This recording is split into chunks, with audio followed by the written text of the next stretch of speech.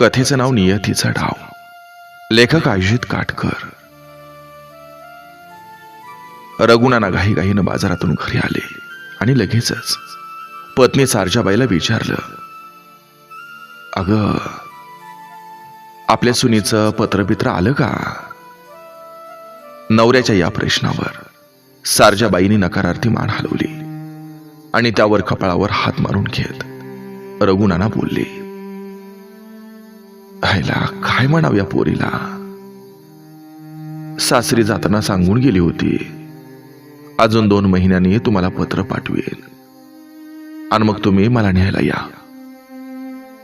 आता तर 2 महिने उलटून गेलं, पण तिचं पत्र नाही, सांगावा नाही. मनाची नुसती घालमेल होते. नवऱ्याच्या या बोलण्यावर सारजाबाई म्हणाल्या, अहो मी तर तिला 9 महिने 9 दिवस पोटात वाढवलं या. अहो माझं पण काळीच तिळते तुटतं या. सारजाबाईंनी आपल्या मनातली व्यथा बोलून दाखवली.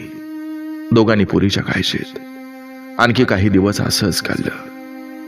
एके दिवशी संध्याकाळच्या सुमारास माधाबा रघुनानाच्या घरी आलं आणि सांगायला लागलं, अरे रघु, काल आमच्या नांदगावच्या पाहुण्याकडे गेलतो, तवा तुमची लेक सुनीता तिच्या घरासमोर शेणाच्या गौऱ्या थापताना दिसली. एकदम आधीरतीनं रघुनाना आणि सारजाबाईने एकदमच विचारलं, अहो काय म्हणाली व? सांगतो असं म्हणत त्याने पुन्हा बोलायला सुरुवात केली. पहिल्यांदा तिनं मला ओळखलंच नाही. मग म्या सांगितलं, अगं पोरी, मी महादाबा तुझ्या माहेरचा.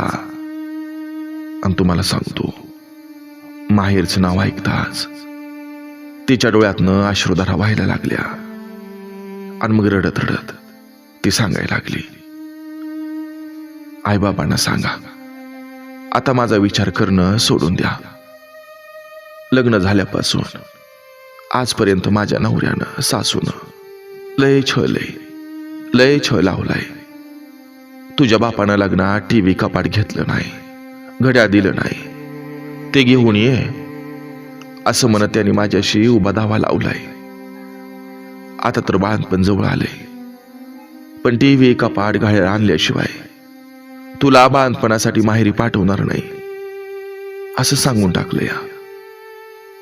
आजपर्यंत मी हे तुम्हाला हे सांगितलं नव्हतं. मला आपल्या घरची परिस्थिती ठाऊक आहे, पण आज काळजावर दगड ठेवून सांगते, मला अगदी मोल करण्यापेक्षाही वाईट दिवस आलेत आणि त्यापेक्षा वाईट वागवतायत. मला नाही सण होत. आई बापानं मला जन्माला घातलं, तर हातावरच्या फोडाप्रमाणे जपलं, पण मी माझ्या बाळाला जन्म देऊन तुमच्या ऋणातून मुक्त होते का नाही हे बी मला सांगता येत नाही. माझ्या मनात जीवाचं काय बरं वाईट झालं आणि मी काय बरं वाईट करून घेतलं आणि तसे विचार बी माझ्या मनात येतात. मला क्षमा करा. हे बघ रघु आणि वहिनी, असे तुमची पोरगी सांगत होती. मला लय वाईट वाटलं, म्हणून तुमच्याकडे सांगायला होतो. एवढं सांगून माधाबा थांबले. त्याने रघुनानाकडे पाहिलं तर ते डोक्याला हात लावून डोळ्याच्या टिपागळात बसलं होतं. सारजाबाई तर स्पुंदून रडत होत्या. त्यांच्याकडे पाहिल्यावर माधाबा पुढे सांगायला लागलं, हे बघा वहिनी, माधा, लय काळजी करू नका. मी तिला समजुतीच्या 4 गोष्टी सांगून आलो या. तुला बाळाला जन्म द्यायचा आहे, वाईट विचार करू नकस असं सांगितलं या. पण मला वाटतं तरी पण तुम्ही तिच्याकडे जाऊन या. हे ऐकताच सारजाबाईने आकाशाकडे पाहत हात जोडलं आणि स्वतःशीच बोलल्या, देवा परमेश्वरा, सोडव र माझ्या बाळाला यातून, सोडव माझ्या बाळाला यातून.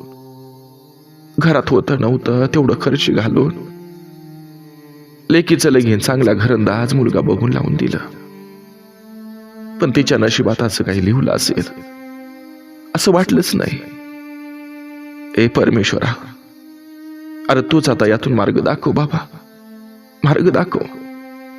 आजपर्यंत कुणाच्या वाहिल्या पाचळ्यावर कधी पाय नाही दिला, मग आमच्याच वाट्याला कसलं भोग देतोयास रे तू? कसलं भोग देतोयास? त्यावर माधाबा समजावण्याच्या स्वरात बोलले, हे बघा वहिनी, जरा धीराने घ्या, प्रकरण जरा चिघळले. आणि हे बघा, नात्याला तडा जाऊ न देता हे प्रकरण हाताळा तुम्ही. दोघांनी माधाबाचं पुन्हा पुन्हा आभार मानलं. ते गेल्यावर रघुनानानं एवढंच ठरवलं की उद्या सुनीताच्या सासरी जाऊन तिला पहिल्या बाळणपणासाठी माहेरी घेऊन यायचं. रात्रभर दोघेही जागेच होते, पण आपण जागाय हे दुसऱ्यापासून लपवत होते. सारजाबाई अधूनमधून पदरानं डोळं कोरडं करत होत्या, पण रघुनाना डोळ्याला पाणी न येऊ देता मनातल्या मनात रडत होते. सकाळ होताच ओरकून रघुनानानं नांदगावला जाणारी गाडी पकडली. नांदगावचा रस्ता चांगला 3 तासांच्या प्रवासाचा होता. त्यांच्या डोक्यात काहूर माजलं होतं. रघुनाना मसवडच्या पोस्टात साधं पॅकर म्हणून कामाला होते. 5 वर्षापूर्वीच ते सेवानिवृत्त झाले होते. सुनीता ही त्यांची एकुलती एक मुलगी होती. तिचं लग्न हे अगदी योगायोगानं जमलं होतं. त्याचं झालं असं होतं, गावातील पाटलाच्या मुलीला पाहायला एक स्थळ आलं होतं, पण पाटलाची मुलगी त्यांना पसंतच पडली नाही. महादाबानी त्यांना रघुनानाच्या सुनीताबद्दल सुचवलं. नाकेडोळी छान असलेली सुनीता पाहुण्यांनी पाहता क्षणी पसंत केली. मोठ्या घरात आपली मुलगी नांदायला जाते असं म्हटल्यावर रघुनानांनी सुद्धा आपल्या नोकरीच्या काळात पोट मारून पै पै करून जमा केलेली सगळी पुंजी ही खर्च केली आणि मोठ्या झोकात लग्न लावून दिलं. लग्नात टीव्ही, घड्याळ आणि कपाटासाठी जावई रुसला, पण नंतर देतो असं सांगितल्यामुळं तो लग्नाला तयार झाला होता. हा सगळा इतिहास अगदी काळ घडल्यासारखा रघुनानाच्या डोळ्यासमोरून एखाद्या चित्रपटासारखा सरकत होता. आणि तेवढ्यात एसटी उभी करण्यासाठी ड्रायव्हरनं करकचून ब्रेक दाबला. तसं झोपेत असलेले रघुनाना पुढच्या सीटवर कोलमडले. झोपेतून जागे झाले तेव्हा कंडक्टरनं नांदगाववाल्याचं ओरडून सांगितलं. हातातली पिशवी सावरत ते एसटीतून खाली उतरले आणि सुनीताच्या घराकडे चालायला सुरुवात केली. घरासमोरच सुनीता अंगण झाडत होती. समोरून नानांना येताना पाहिल्यावर ते हातातली केरसुनी तिथंच टाकून ती पळतच त्यांना सामोरी गेली आणि त्यांच्या गळ्यात पडून पडून रडायला लागली. लाडकी गळ्यात पडून पडून रडते म्हटल्यावर रघुनानांना सुद्धा आतापर्यंत दाबून ठेवलेल्या अश्रूंना वाट मोकळी करून दिली. बाहेर चाललेल्या रडारडीच्या आवाजानं घरात बसलेल्या सासूबाई बाहेर आल्या आणि सुनीतावर खेकसल्या. ए बाई, ए, अगं भरल्या घरात रडायला काय झाले तुला? माहेरचं कोण गेलं का काय? चल घरात. सासूबाईच्या बोलण्यानं दुखावलेली सुनीता बापाला मारलेली मिठी सोडून घरात पळाली. रघुनानांनी परिस्थिती समजावून घेतली आणि विहीनबाईंना हात जोडून म्हणाले, अक्का, मी लेकीला माहेरी घेऊन जाण्यासाठी आलोया. तिचं पहिलं बाळंतपण आहे. रघुनानाचं वाक्य पूर्ण व्हायच्या आतच विहीनबाई कडाल्या. हे बघा, लेकीचं बाप म्हणवणार ना, अगोदर लग्नात कबूल केलेला टीव्ही, कपाट आणि ती घड्याळ घेऊन या आणि मग लेकीला माहेरी नेण्याची भाषा बोला. विहीनबाईच्या या बोलण्यावर आक्तिकतेनं रघुनाना बोलले, हे बघा, जवळ होतं नव्हतं तेवढं सारं लग्नात खर्च केलंय. देईन सवडीनं तुम्हाला कबूल केले, मी नाही म्हणत नाही. तेवढं पोरीला बाहेरला पाठवा. रघुनानाचं बोलणं पूर्ण व्हायच्या आतच विहीनबाई पुन्हा कडाल्या. हे बघा, तेवढं बिवढं काय नाही, अगदी कबूल केलेल्या वस्तू आणा आणि मग पोरीला माहेरी घेऊन जा. येते का नाही लक्षात तुमच्या? विहीनबाईच्या या सडेतोड बोलण्यानं रघुनाना अगदी हातबल झाले, पण त्यांना महादाबाचं शब्द आठवलं. नात्याला तडा जाऊ देऊ नका. तरी पण त्यांनी विहीनबाईंना पुन्हा विनवलं, पण त्या आपल्या मतावर ठामच होत्या. घराच्या दरवाजाच्या आतून सुनीताच्या रडण्याचा आवाज येत होता. रघुनानाचं काळीच पिळवटून टाकत होतं. रघुनाना दारातच उभं राहिलं होतं. त्यांना घरात घेण्याचं औदार्य सुद्धा विहीनबाईंनी दाखवलं नव्हतं. दारात आलेल्या बापाला घरात बसवून तांब्यावर पाणी देण्याचं ते धारिष्ट सुनीताकडे नव्हतं. रघुनानानं ओळखलं, आता विहीनबाई पुरीला माहेरी पाठवणार नाहीत, तेव्हा आपण परत फिरलेलं बरं आहे. घरात असलेल्या व्याही जावई यांना बोलूनही काही उपयोग होईल असं त्यांना वाटलंच नाही. घरात असूनही ते दोघं साधं बाहेर आले नव्हते. रघुनाना परत फिरले तसं दरवाजाच्या आडून त्यांच्याकडे बघणारी सुनीता मोठ्यानं रडायला लागली. रागारागानं विहीनबाईंनी घराचा दरवाजा मोठ्यानं लावून घेतल्याच्या आवाजानं रघुनानाने माघारी पाहिलं, पण बंद दरवाजामुळं त्यांना पोरगी दिसलीच नाही.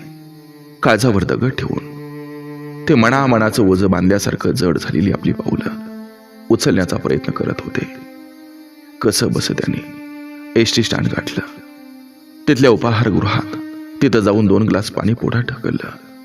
चहा सांगितला, साखरेचा गोड चहा, पण त्यांना कडू कडू इकावाणी लागत होता. चहाच्या कपात रडणाऱ्या लाडक्या पोरीचा चेहरा दिसत होता. 2 घोट घेतल्यावर त्याने तो चहाचा कप तसाच ठेवून पैसे देऊन उपाहारगृहातून बाहेर पडले. चहा देणारा पोरगा, गल्ल्यावर बसलेला मालक त्यांच्याकडे बघतच राहिले. रात्री 8 पर्यंत ते घरी परत आले. ते एकटेच परत आलेले पाहून सारजाबाई ओक्साबोक्षी रडायला लागल्या. त्यांना समजावताना आपल्या डोळ्यातील पाणी रोखून धरणं हे रघुनानानं जड झालं होतं. झालेला सगळा प्रकार रघुनानाने सारजाबाईला सांगितला. आपण जावयांना आता टीव्ही, कपाट, घड्याळ नाही देऊ शकत. घरात खायचे वांदे आहेत. तुटपुंजा पेन्शनवर काही शक्य नाही. तेव्हा परमेश्वरावर भरवसा ठेवू असे सांगितलं. दिवसामागून दिवस जात होतं. वाघासमोर शेळी बांधून तिला गवत घातल्यावर जशी शेळीची अवस्था होते तशीच अवस्था त्यांची झाली होती. पोरीच्या काळजीनं दोघंही व्याकुळ झाले होते. एके दिवशी रघुनाना आंघोळ करून बाहेर येत होते. सारजाबाई त्यांना म्हणाल्या, अहो ऐकताय का हो, अपोरीचे दिवस संपत आलेत. तुम्ही असं करा, गावात जावा आणि गावदेवीला जाऊन कौल लावा. म्हणावं तिचं बाळणपण व्यवस्थित होते. पडत्या फळाची आज्ञा मानून रघुनानाही तातडीनं घराबाहेर पडले. त्याने गावातील मंदिरात जाऊन पुजाऱ्याकडून देवीला कौल लावला. देवीनंही उजवा कौल दिला. ही आनंदाची बातमी सांगायला ते लगबगीनं घरी परतले. घरी येऊन आनंदाची बातमी सांगण्या अगोदरच सारजाबाईंनी त्यांच्या हातामध्ये पोस्टमननं दिलेला कागद ठेवला. कागद वाचत असताना काय झालं कुणास ठाऊक, रघुनाना थरथर कापले आणि धाडकन खाली कोसळले. सारजाबाईंनी त्यांना हाका मारल्या. हलवून पाहिलं, पण सगळं व्यर्थ. त्यांची प्राणज्योत केव्हाच मालवली होती. सारजाबाईंनी हंबरडा फोडला. रडणं ऐकून शेजारी पाजारी धावले. त्यांनी पाहिलं रघुनाना निपचित पडलेत. शेजारी सारजाबाई रडत बसल्यात. कोणीतरी त्यांना काय झाले असं विचारलं, तेव्हा त्याने तिथंच पडलेल्या कागदाकडे बोट केलं. जमलेल्यापैकी एकानं तो कागद उचलून त्यावर मजकूर वाचला. Sunita expired come fast. तेव्हा त्यांना उलगडा झाला. ही बातमी सारजाबाईनं सांगितली तेव्हा तर विपरीतच झालं. सारजाबाई रडायचं सोडून विचित्रासारख्या हावभाव करायला लागल्या. इकडून तिकडं पळायला लागल्या. तिकडून इकडं पळायला लागल्या. त्यांना आवरणं कठीण होऊन बसलं होतं. गावकऱ्यांनी एकत्र येऊन पुढील विधी ओळखला. नियतीनं डाव साधला होता. नियतीनं रघुनाना आणि सुनीताचा बळी घेऊन सारजाबाईंना वेड लावलं होतं.